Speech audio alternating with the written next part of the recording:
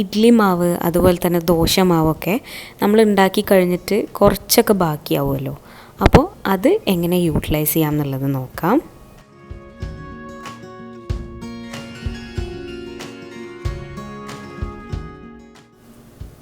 ആദ്യം തന്നെ മിക്സിയുടെ ജാറിലേക്ക് ബാക്കി വന്ന ഇഡ്ലി മാവ് അല്ലെങ്കിൽ ദോശമാവ് ഒഴിച്ചു കൊടുക്കുക.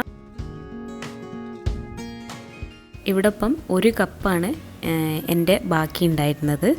അതിലേക്ക് 1 കപ്പ് അരിപ്പൊടി, 3/4 കപ്പ് ചോറ്, പിന്നെ വെള്ളം ഒഴിച്ചു കൊടുക്കുക.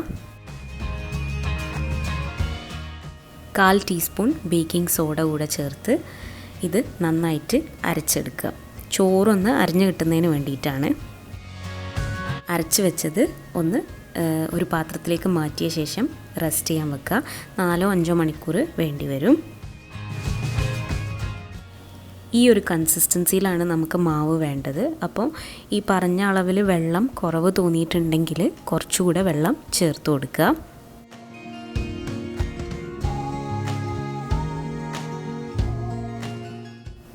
ഒരു 4-5 മണിക്കൂറിന് ശേഷമാണ് ഇത് ചുട്ടെടുക്കുന്നത്. അപ്പോൾ ചുട്ടെടുക്കുമ്പോൾ ആ സമയത്ത് ഉപ്പ് ചേർത്ത് കൊടുത്താൽ മതി. ഉപ്പ് ചേർത്ത് നന്നായിട്ട് മിക്സ് ചെയ്തെടുക്കുക.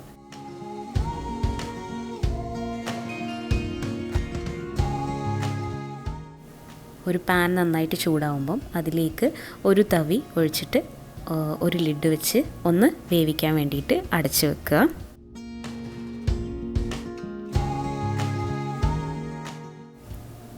വെന്ത് കഴിഞ്ഞാൽ അത് പാനിൽ നിന്ന് എടുത്തു മാറ്റുക. കുറേ ചെറിയ ചെറിയ ഹോൾസ് വന്നിട്ടുണ്ടാവും.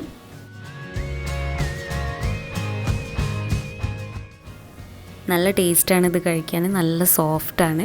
അപ്പോൾ ഇഡ്ലി മാവോ അതുപോലെ തന്നെ ദോശമാവോ ഒക്കെ ബാക്കിയാവുകയാണെങ്കിൽ ട്രൈ ചെയ്ത് നോക്കാൻ മറക്കരുത്. അപ്പോൾ അടുത്ത വീഡിയോ ആയിട്ട് കാണുന്നവരേക്കും ബൈ.